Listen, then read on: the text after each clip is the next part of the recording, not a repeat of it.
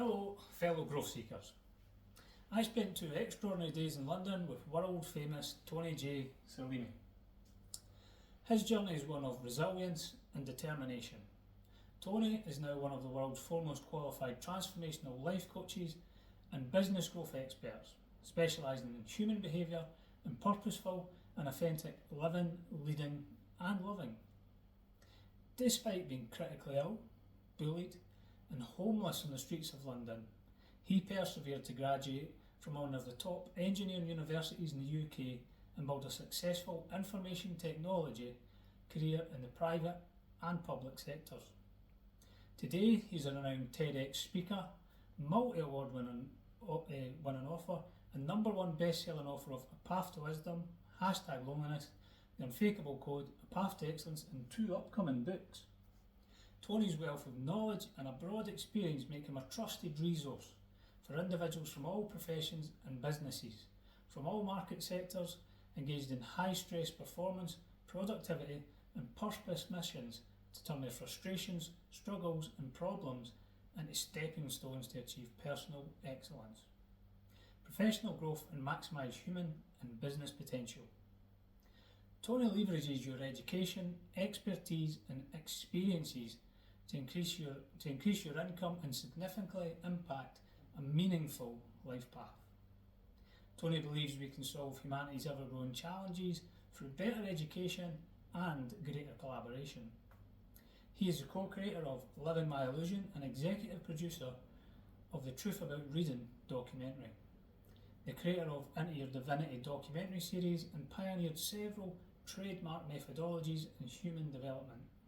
Tony has been featured on over 1,000 TV, radio, podcast and magazine interviews, including BBC, Sky, ABC, NBC, CBS and Fox, reaching over 100 million people worldwide. That's quite an achievement. I look forward to demystifying how to improve meeting outcomes in today's interview with Tony. Tony, working with you all weekend made me realise how meetings can be a significant time and financial burden on corporations. Can you share with our audience why this is so? For the last 2 decades, I spent time both in the corporate world, leading and managing billion-pound technology transformation programs, as well as managing and developing and creating teams cross-culture, cross-countries. And now, for the last 12 years, I've been working with business owners, leaders, entrepreneurs, CEOs of some of the top companies. And one of the consistent problems that I've seen in the corporate world, both working in the corporate world and now serving the corporate world, is that on average people spend around 14 to 18 hours a week in meetings. And sometimes this can be applied in days per day, 14 hours a day meeting if the organization is bigger and they have multiple meetings. And there's so much wastage and cost that is associated when people go into meetings without clear strategy and outcomes and results and without being prepared. And also it creates this massive bureaucracy, a meeting for a meeting for a meeting for a meeting, and therefore it impacts productivity. And there are some research and studies in US and UK, but I'm going to mention the research in US because I've been working with some of the companies who are US based. It can go up to $330 billion a year wastage in meetings. Wow, that's quite a figure. So in addition to the direct financial costs of meetings, are there indirect costs? Absolutely. We're talking about the indirect costs when it comes to people productivity, when it comes to burnout, when it comes to the stress, when it comes to how people engage, when it comes to conflicts that happens in the meetings, when it comes to inefficiencies of the time management and how other people, when they come into a meeting, if you have somebody who comes unprepared in the meeting, can very easily waste the time of other people. So, this can lower productivity and lower engagement and lower the trust in the processes that the company has. So therefore, the costs go also on a people level, not just on organizational level, business level, process level, but also on a people level, what affects them their well-being. fascinating stuff. So what is the first thing that people needs to do to prepare for an aim? So one of the reasons why I love human behavior is truly understanding how unique each individual is. And I think by learning and developing those skills within ourselves, the people skills and effective communication skills and mindfulness and being able to listen to the language, we can learn to open up the meeting with this incredible energy. And you spent the weekend with me in my weekend transformation with me privately, and you've seen that other activities outside the coaching and training, how I interact with people. So, you've seen in action how I did that when we went to the Gantt store. Yeah. So what was one thing I did? So we were in the Gantt store yesterday, and immediately you paid the people a compliment, and they were very responsive to that, and after that they just opened up to you. Yes, and exactly. You created an amazing dialogue with them. So there's no human being who doesn't like to be complimented. And it's something that I've learned from my parents. The first thing I noticed about my parents then running multiple restaurants in former Yugoslavia, they always taught me compliment people. And who doesn't like a compliment? So no matter what the problem you have, it's a great starter of a conversation with another human being when you compliment about something. Because my range of background over 30 years, I picked up so many skills. So no matter what the situation, yesterday we're in retail. I worked 10 years in retail. And also I worked in retail as a shop assistant during my university days.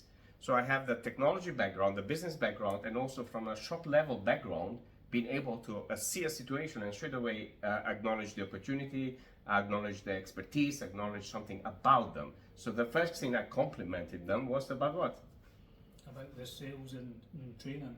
Sales and training, how they have this amazing process that they teach a new salesperson who joins the team at Grant, how they basically, when a customer buys something, what is the process for the customers to leave the store? And it was incredible. It was very detailed. Yeah, and it was amazing to watch you in action with these people and to see how responsive they were. And what did they do as a result when I engaged like that? They were very grateful. And what did the manager ask of me? What did I give her? My business card. Yeah. So they asked for your business card. Yeah. So she straight away asked for my business card, and I didn't go there with the selling. We went there with the intention of Paul buying something and me buying something. But just by being complimenting them about the things and then spotting an opportunity, the manager itself said, "Can I have your card? Yeah. I would love to learn more about your books. I would love to know more about your training and what you do for people." Yeah, that was fascinating to watch. Yeah, because most people just go into shop to shop. Yes. So, can you explain us in better detail what makes effective communication? There are many levels of what makes effective communication, but the first level is being able to hear in other people's values. And this is the most difficult skill to master, because the brain tends to prepare answers before the person even asks you the question. So effective communications has many levels. One, it's the kind of language that we use when we communicate with one another. Secondly, are we being mindful in the way we communicate to one another? Thirdly, do we have a common purpose around what this communication is trying to achieve? Because usually we become very selfish and we want us to be heard. So therefore the brain is used to that, but also it's used to pick up information from past experiences and assume things without them being true. And another one, it's great ways to prepare great questions, which are based from an energy of curiosity, that inner child inside of us. No matter how powerful leader you are, no matter how, what authority you have, in each one of us, this curious child. And when you ask question to that curious child, you become curious. But then, if you assume and you become very arrogant, you are met with arrogance. So therefore, you create conflict in a team. You create conflict in the team. And in those meetings, and then you start wasting a lot of time because everybody wants to fulfill their unique set of values. And nobody is teaching them how to align those values for the common purpose. So effective communication goes on many levels. That's why I love human behavior, because I can listen and then I can guide them people how to develop those skills so they can make the most of it. Yeah, that's amazing insights, because you do notice that in meetings how people tend to project their own view and they're quite shut down to other people's views. Yes, I mean, you had many meetings over the years I've been coaching you, and every time I prepared you for every coaching session, you spent weekends with me and you created outcomes. Yeah. So how can your methods assist in leveraging insights to maximise productivity and collaboration? Okay, so there's two key things in here. One is productivity and one is collaboration. So productivity can be first and foremost productivity us as human beings. How do we become the best productive person in whatever task we are given? And that requires many things. One is about clarity around what is it that is expected of us. Because most people, when they give you a job description or they give you a task, they don't really give you the wholeness of that. And then you have to use your own skills to be able to demystify what that means. Okay? So to increase your productivity, first and foremost, you need to put this clarity before you, what is expected out of you at the end of whatever job or task or meeting you have been given. Or you attend the meeting, what is it that I need to achieve by the next meeting? And what is it then that every action I need to take for me to ensure that in the next meeting I'm prepared? And what is it the common agenda that we collectively as a team are trying to create? Because most people go with their own agenda in the meeting. But when you have clarity around each other's agenda and how that supports the collective organizational agenda, and then how collectively you can create structure and processes that ensures delivery of that, and you become more productive. And when that is aligned with your personal and company values, your productivity increases. Now, collaboration, on the other hand, again, we're going back to human behavior, because if you approach people with cockiness, if you approach people with conflict, they're going to shut down. So you're triggering in that part of their psychology, which is the amygdala, where they go into the fight, flight, or freeze response. So, the training, the methodologies are designed to open up people into their frontal cortex, to engage their executive center. So therefore, they can create a greater collaboration for greater good. So I get, this is one of the processes I've created and trademarked, and I'm talking about in my upcoming book, which is specifically about business growth, philanthropy, purpose, prosperity, which is the pentagon of wins. And the pentagon of wins, it's a situation where me and you are my client, I'm your coach. What is, first and foremost, what am I winning from this, you being my client? Then what is the win you're creating as a result of all the work that we're doing together?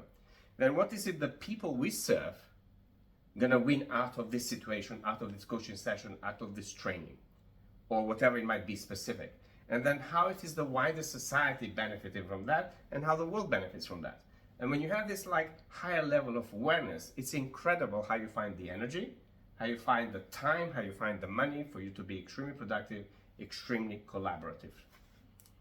That's amazing, absolutely amazing, Tony. Thank you for sharing that.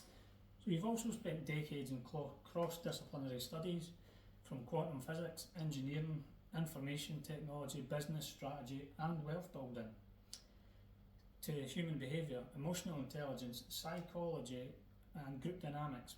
What piece of advice would you give to someone going into a meeting?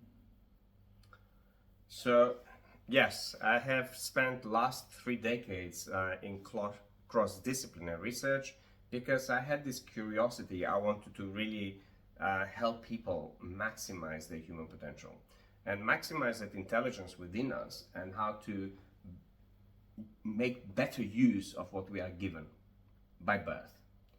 So before you go into any meeting, it's about having clarity of what is the narrative of that meeting. First and foremost, the collective narrative and individual narrative, and then being able to align individual narrative with collective narratives and create a structure of questions, of topics to be discussed with clear outcomes that fulfills each other's narrative. That's fantastic. Fantastic again, thank you. So why is it essential to understand how personalities affect meeting interactions? Now, I'm fortunate because I've worked, first and foremost, I come from different cultural backgrounds. And also I worked in organizations and teams and with clients from all over the globe. So therefore, our personalities are being developed over time and have been encouraged massively through our environment. And the environment in which we built up, it can create various personalities in us. So depending if you've been exposed more to disappointment, to pain, to family conflicts and all of that, what kind of personality you develop, and the kind of experiences you create, so the brain is filled and your subconscious mind is filled with all of pain, resentments, all of those emotional charges that not necessarily apply to your current situation, but you are using them unconsciously. So, the personalities evolve over time. This is why I separate the difference between personality and identity in my book, The Unfakeable Code. Personality is something that is transient, and we can develop many personalities. So we can be a people pleaser. One of the common things that a lot of my clients come to me for coaching and session is to help them overcome the people pleasing personality. But that is only one side of it. There's also a great benefit of having that people pleaser personality. So when people say to me, like, get rid of my people pleaser personality, I straight away fire back question at them to understand what is the pain that they think that being a people pleaser is only bad.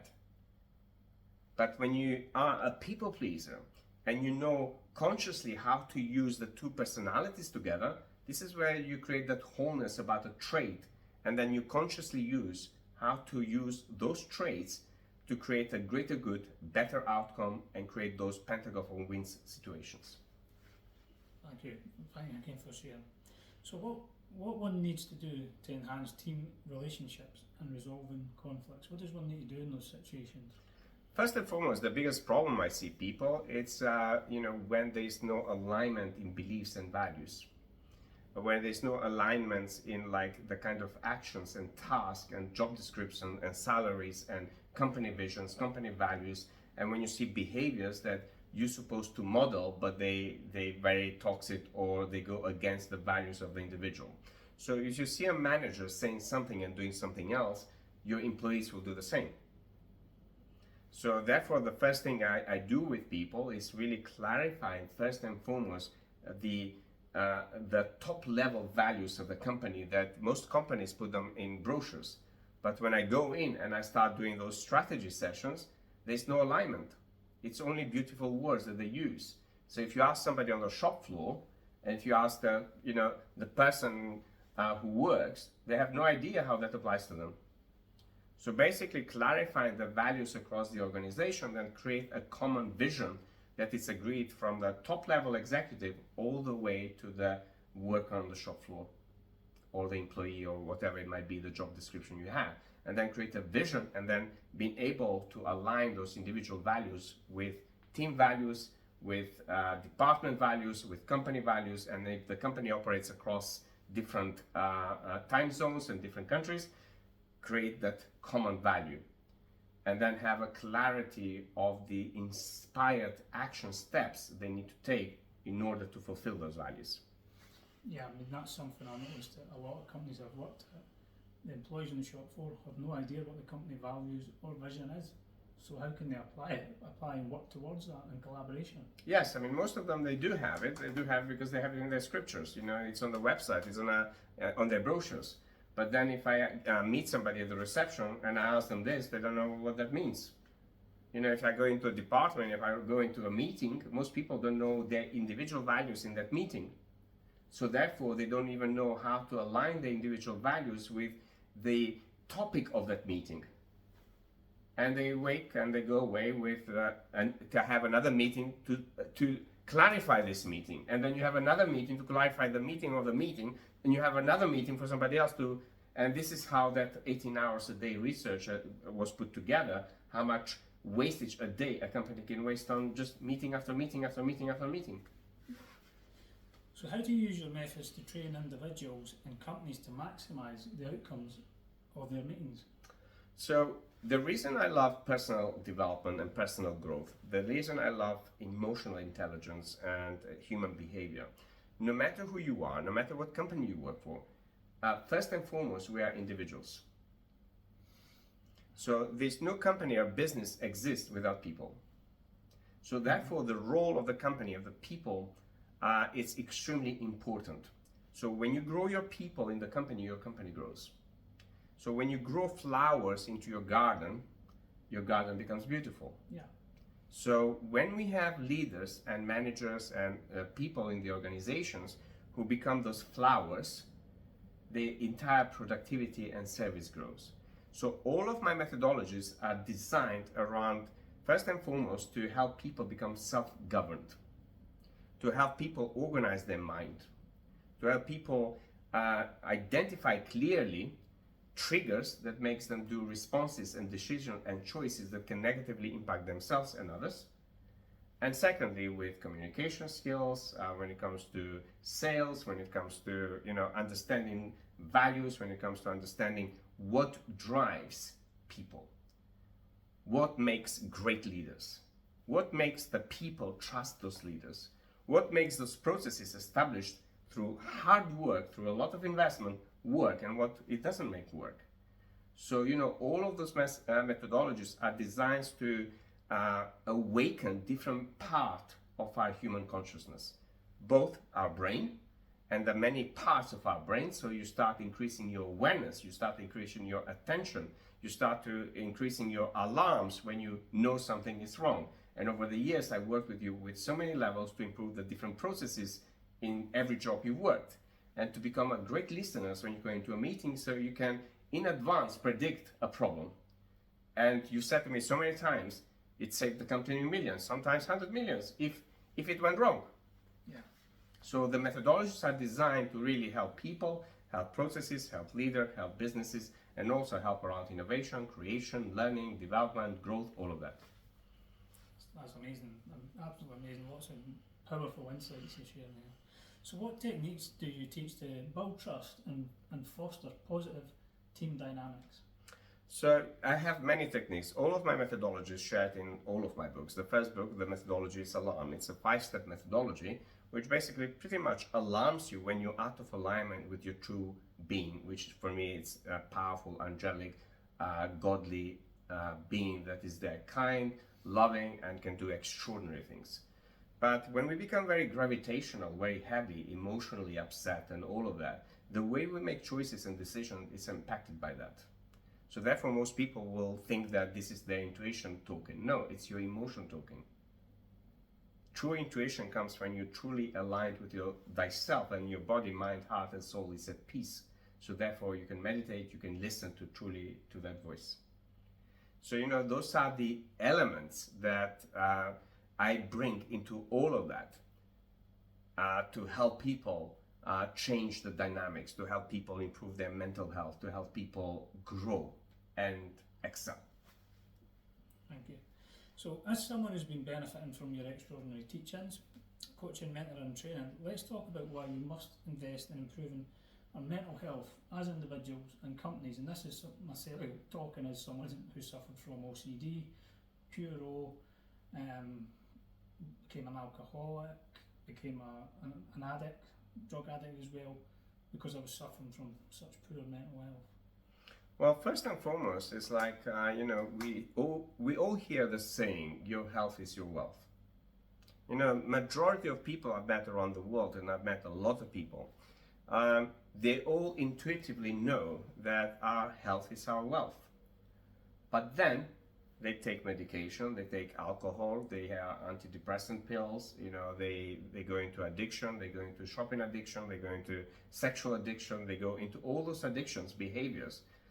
They go in depression, they have bigger stress, and all of that impacts your mental health. And what they say, I think being Scottish and having all the fishermen down there, where do you know the fish is rotten? The head. The head, okay? So we have these wonderful sayings from sages from thousands of years history, knowledge and everything else, but we listen to it, but we're not applying that in our daily actions. Yeah. I mean, I'll just share a little about myself, how everything I went through, I was searching for results, but I didn't achieve those results really until I started working with you. It's been transformational. Yes, it's a transformational work, because every work has, I believe that whether you go therapy, training, online, everything has its own benefit. But if you truly want to make remarkable transformation, work with somebody who can take you into that transformation space, and they know their subject, they have experience, and they can create results for you.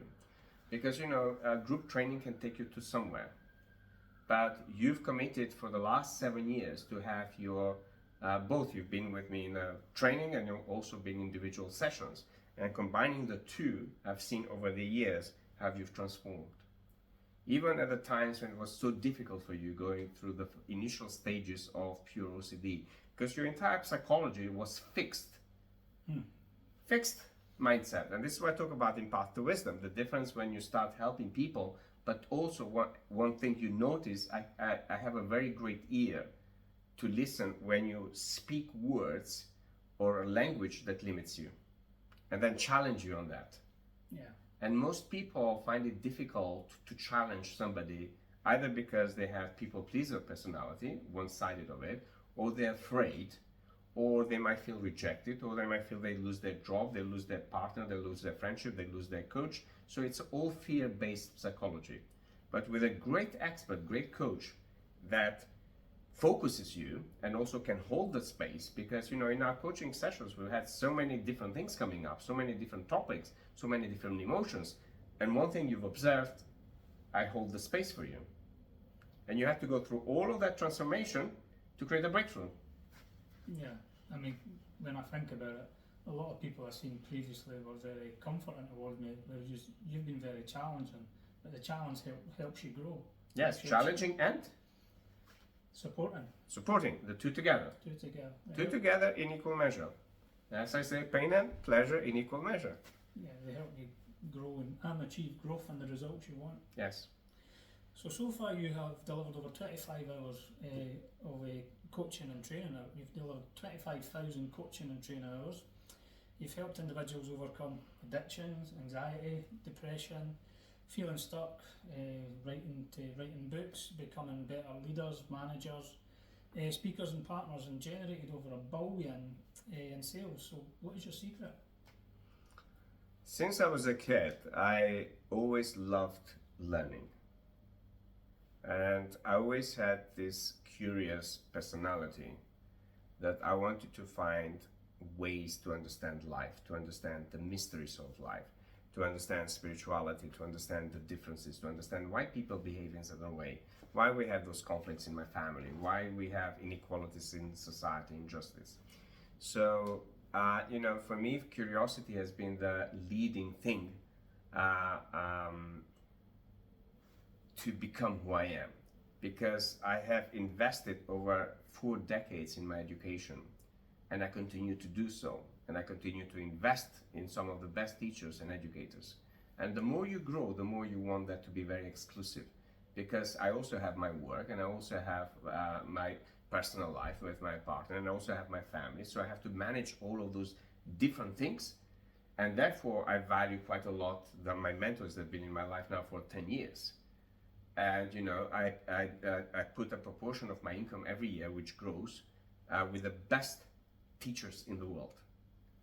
So I have always had like 2 to 3 teachers for me for the last 40 years in my life. The only time I didn't have that, but I have a different teacher, is when I was in civil war, and the period when I was homeless in London. So the moment I settled down and went through all my grief and overcoming all the loss during the civil war, I started working 3 to 5 jobs. And then the moment I got myself into having a home, I started looking for healers, for therapists, for coaches that can help me while I'm studying, while I'm working, while I'm putting my life back together. So all of this for me was to help me to fix myself, the broken self, the hopeless self, the non-confident self, the person who went through so much trauma, so much loss. So there was that part of me, the first part of my life was about healing myself. And then I never stopped. And then in 2008, after the financial crisis, I saw many people who lost their life as a result. And I knew that if I continued this kind of fast track life in the corporate world, I'll end up in the same fate, because I used to work 16 to 18 hours a day. And that turned into a burnout and into this low self-worth. You put so much work for somebody else, but you get so little value in the respect. So this is where I upped my investment in my training, my development in coaches. And as part of that, I did a mini MBA entrepreneurial course, through which I wrote my book and hired some of the best coaches to help me through that. And then I launched my books into the world. So why did you write A Path to Wisdom, #Loneliness, The Unfakeable Code, and A Path to Excellence? Now, when I never knew I'm going to write. So, the first time that somebody told me I'm going to write was my mother in 2012. When she was here in London with my dad, and I used to do some interviews with them about their growth, their journey, their entrepreneurial journey, the restaurants, and how they created from nothing all of this wealth and life and all of that, and then how they cope with the loss because of the civil war and all the emotions. So I started really getting deep into understanding my parents' psychology.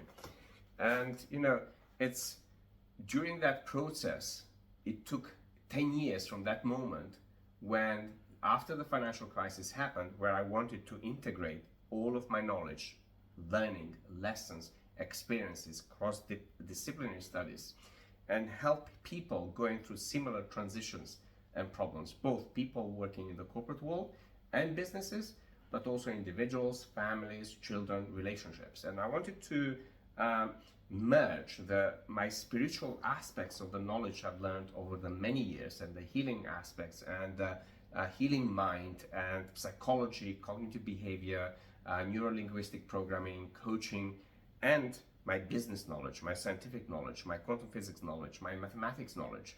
And I wanted to bring it together. I always had this dream about combining material and spiritual world. So, it's when I was a kid, I almost died. So therefore, my parents took me to spiritual teachers who helped me through my healing journey.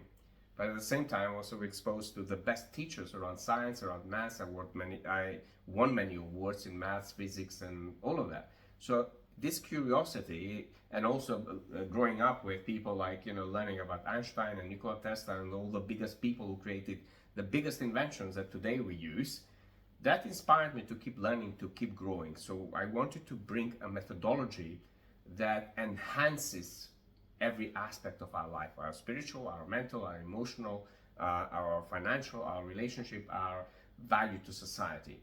And this is where the first book was born, put it together after 12 weeks in meditation, and I created the method ALARM, which is extremely comprehensive, 25 principles put into the word ALARM acronym. Acknowledge, love, achieve results, create miracles. And those can be across any area in our life. So the principles embedded in there, they really can help people expand human consciousness.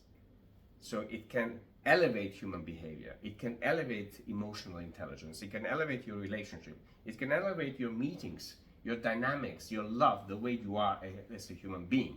Now, as I start teaching that to private clients globally, I had my own workshops and I focused more on private clients.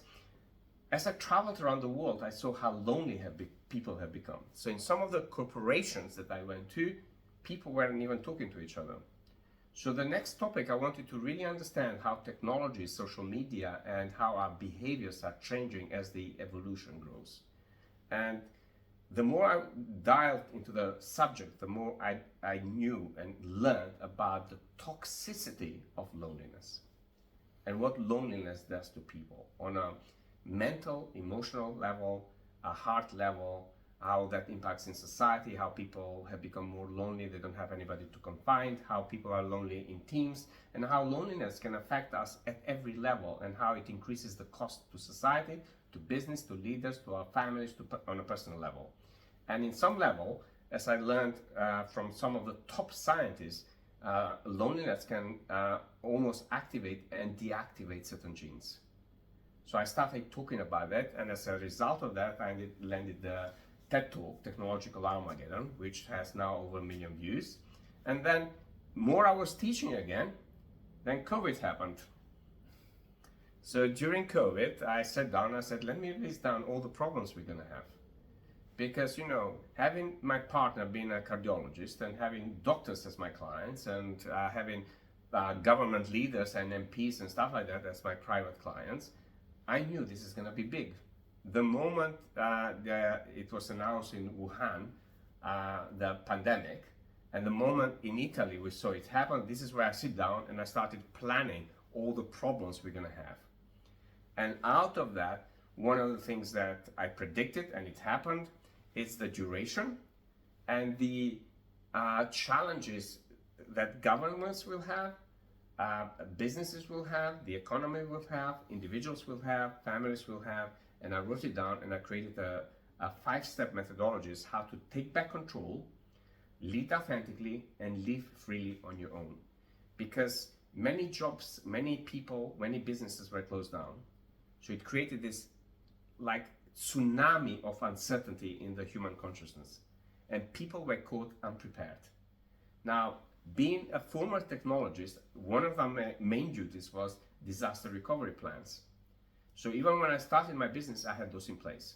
So during COVID, my business grew as a result of me publishing the Unfakeable code, but there was so much around that I wanted to take people what's going to happen after that, what they can do. And this is what gives birth to a path to excellence. How do we really awaken everything about us to go on a personal excellence, on leadership excellence, business excellence, professional excellence? And I created another methodology in there, the octagon of excellence. So specific behavioral and scientific proven principles, when people follow those, you start engaging with you on a path to awaken your true greatness. So, what problems does each book solve? Okay, the first book is basically alarm, meaning every time you have any physical problem, anytime you have any emotional problem, your body is the feedback to you. It's giving you feedback. So this is the alarm. Same, if you don't like your job, it's a feedback. If you don't like your partner, you don't like your relationship, it's a feedback. If you're eating food and you have allergy, it's a feedback. It's an alarm that you're not listening to. So the first book addresses all of those problems and addresses why you are not listening to the messages of those problems, and how you can then transform your psychology, how you can grow and heal the different states within yourself to be able to listen inside and outside of you, and how those two realities are speaking to you and all the problems you have in there, and the common source is you. So it addresses all of those problems, how to, for you to better listen and create that mental emotional balance, mental emotional heart balance, and create work-life balance in your life, and improve your health. For anybody suffering with different conditions, I'm not talking about genetically transmitted and born condition. I'm talking about a healthy human being who suddenly becomes ill. So the alarm helps you go through the processes to diffuse all of those emotional charges, grow your awareness, and grow your alarms to be able to listen before things happen. So you become more sort of preventive measures, so you remain in perfect health, you have a great work-life balance, and then you have inner peace. Because everywhere I was traveling, people have this turmoil in their head, noise. So loneliness solves the problem of loneliness. The Unfakeable code solves the problem of us showing a fake personality to the world. And we've all seen when leaders are fake, the impact that can have and stuff. We've all seen what lies can do. So the third book solves all of those problems and really engages authenticity as your compass for living an extraordinary life, taking back control, and being an extraordinary leader, extraordinary partner, a loving leader, loving partner, people can trust you. And a path to excellence solves the problems when you really feel stuck and you don't know how to truly grow yourself and be the best version of yourself. Yeah, I mind reading The Path to Wisdom, and the bit in it where it says we tend not to listen to ourselves until it's too late. Correct. So illness, it's the same. We have not listened until it's too late. Divorce is the same. Okay? And whatever situation life throws at you, outside or inside, it's because somewhere in there you did not pay attention and you did not listen. and you did not take corrective action for that event not to happen, which means you are in the turmoil of cause and effect. Yeah, and if I take myself as an example, with my OCD, we managed to go back and get to the root cause of why my OCD happened, and it was basically because I changed who I was. Yes, basically you went and adopted a fake mask. Yeah. And also you gave into more polarization of your thoughts, and therefore you are feeding your thoughts keep polarizing. The anger grew. You know, your part of you became so angry and so resentful, and that created a chain reaction inside of you. So, you know, we saw Oppenheimer this weekend together, and I explained to you how the science of that works on a psychological level, human behavioral level, and how I follow universal principles and laws, both science and spiritual laws, and how combine them together you can optimize and maximize human behavior. Yeah. So what are the long-term benefits of us students learning from your books and applying your methods and teachings? It's a great question, but how about if I revert that question to you? So can you share with the readers some of the benefits you've received over the last 8 years? So I became financially stable. I used to waste a lot of money. When I was ill, before I met you, I was drinking a lot to block out the pain I was going through. So when I was drinking, I would miss my work. So I'd be spending money in the pub, losing money at work. Mm-hmm. But my finances stabilised. Health-wise, I feel like in perfect health. I feel fine. One thing I always wanted when I was 17, when I first became ill, or consciously aware I was ill with OCD, was I just wanted my life to go back to normal, Mm-hmm. and my thinking to go back to normal. And for 20 years I didn't have that. I had a rational thinking, Mm-hmm. convoluted thinking, and now my thinking's completely, sensible. Transformed. Yeah, it's So transformed. So one of the things that I saw the big difference in you, first and foremost, my network of clients. When you are around us, and I've exposed you from celebrities to different people, and they never would believe you were pure OCD.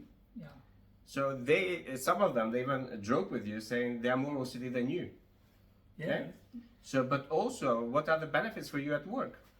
So the benefits for me at work, I'm more focused, I've got greater concentration. I remember when I used to go to work when I was ill, because of my condition, I would never be present really. I'd be physically in the room, but mentally I'd be elsewhere. And this is actually, frankly, it's a great point, Paul, because this is one of the biggest problems with every business or individual I worked. So they're not present, their mind is somewhere else. And that can cost billions in the corporate world when your employees are not being present, whether it's in a meeting, whether it's in their jobs, whether as leaders. So, they don't have that awareness of what being present and how to maintain that levels of presence throughout the working day. Also at work, I can do more now with less time. So your productivity increased. Yeah, my productivity, my performance, my communication. I speak to every company I've worked at, I speak to members of the leadership team, the CEOs, and I would never have dreamed of connecting with these people before I met you. So your confidence grew. Yeah, my confidence. Your confidence, your communication, your certainty, your knowledge, your learning, your skills. My planning. Your planning around that. Your processes, because we work on many things to help you in different jobs around processes. Yeah, and my perception of my illness is shifted as well, because we're kind of taught OCD is all bad, it's all negative. But I learned through you, it's not true. I'm great at detail, I'm meticulous. I go into massive detail, which is a benefit of my OCD. And I learned from you also it exists in forms which are illness and which aren't illness. And that's where you get people saying you're a little bit OCD. Yeah. But so I guess you answered your own question. Yeah. But also, if I go a little bit deeper, what I didn't expect when I started working with you was the benefits for my family. Mm-hmm. I remember having a conversation with my late mum. She died last year, but I remember having a conversation with her a few years ago when she shared with me. I was just waiting for the phone to ring one night and be told that you'd been found dead, that you drunk yourself to death, because I'd been warned 3 times by 3 different doctors, you need to stop drinking or you'll kill yourself.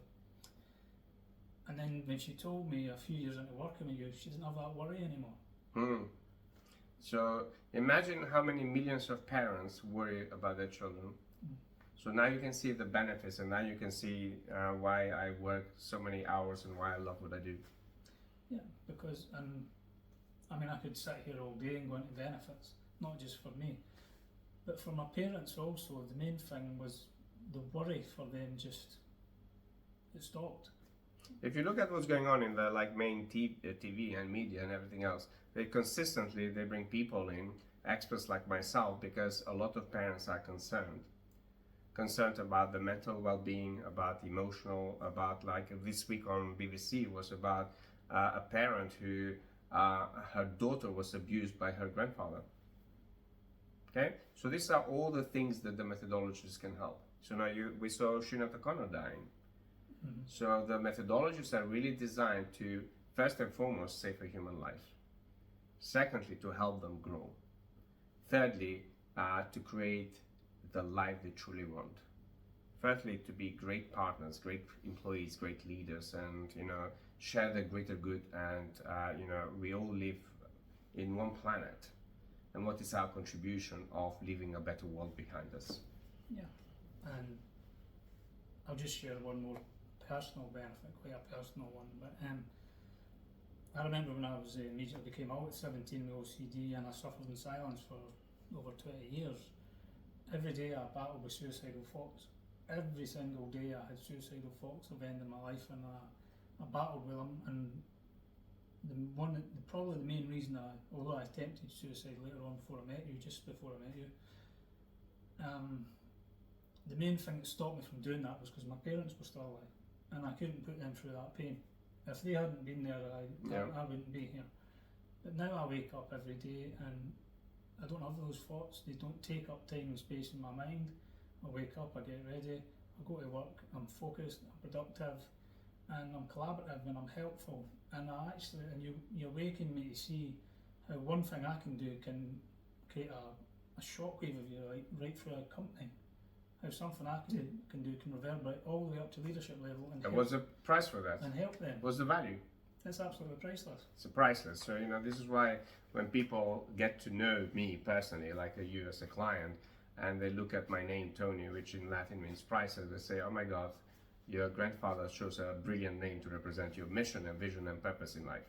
So to give that priceless value whoever I work with, and that's when, no matter whether I was working in the corporate world, I'm working now privately and coaching individuals in corporate world, my intention is constantly, I'm going there to give priceless value. Yeah, and the value you get off you is priceless. I mean, it's just amazing how you transform people's lives, and I've met lots of your clients, and they all consistently say the same.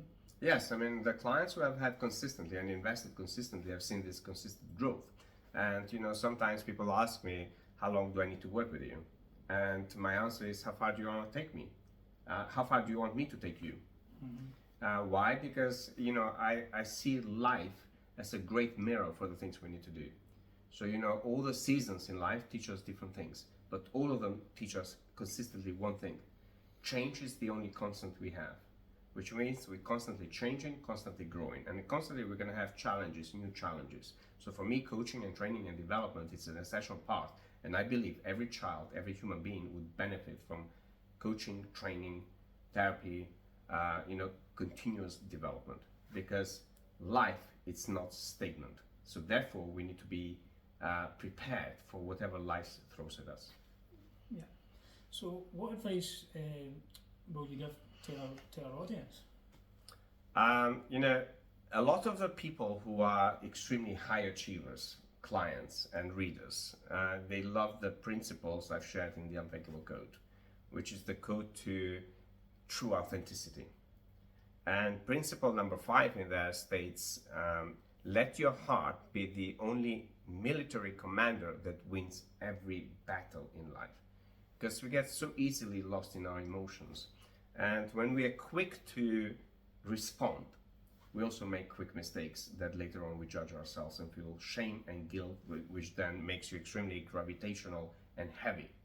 So I always advise people, if you need to move away from conflict, take a breath. Or if you have to stay in there, take a deep breath, count to 12, and then see what your heart is telling you how to respond. And so where can people find out more about you, and what are the next steps for those listening who are ready to take action and start their professional and personal transformation with you? So, first and foremost, people who want to grow, and they can go on my website, tonyselimi.com, and they can find all the links to my social media. You can grab an excerpt of my book or audiobook, one chapter. You can learn what the different aspects of my work and how that applies to you and which fits more to you. So whether you're as an individual or whether you're as a company, which elements that you feel can help you create the results you are seeking for.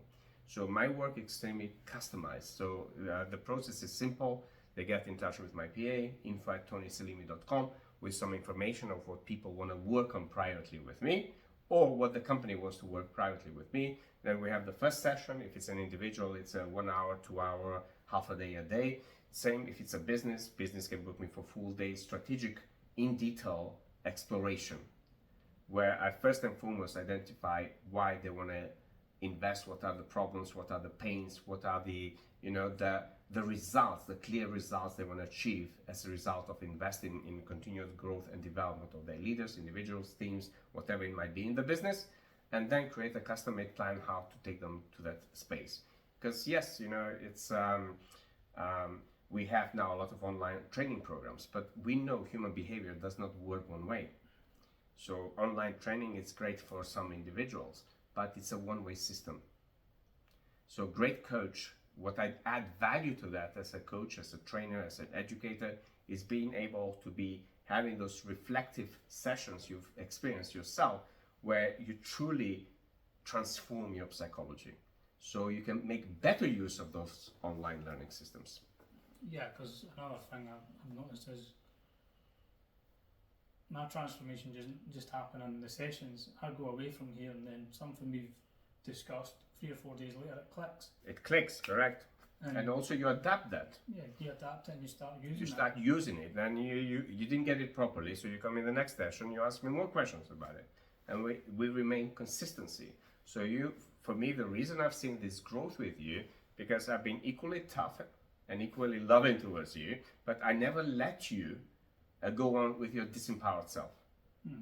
Every time you brought all the stuff, we had to stop it and then instill a more elevating behavior. Not the toxic behaviors that usually friends will say, oh, I feel sorry for you. No, you're not working with an expert for him to feel sorry with you. You're working with an expert to create the transformation so you feel amazing, you feel elevated, you feel energized, you feel productive, you feel loving, you feel like a powerful being who can go out there and make a significant difference in the world. Yeah. So it's been an amazing interview. I hope you've all enjoyed it. And thank you, Tony. Thank you for his time. Anything you just want to leave us with before we go? Be loving, be kind, be all you can be. So I've been Paul McMonigal. This has been Tony J. Selimi. Absolutely amazing human being guy. I'm sure you'll agree after watching this. And thank you for your time and wishing you all a great day ahead, whatever you're doing. Thank you.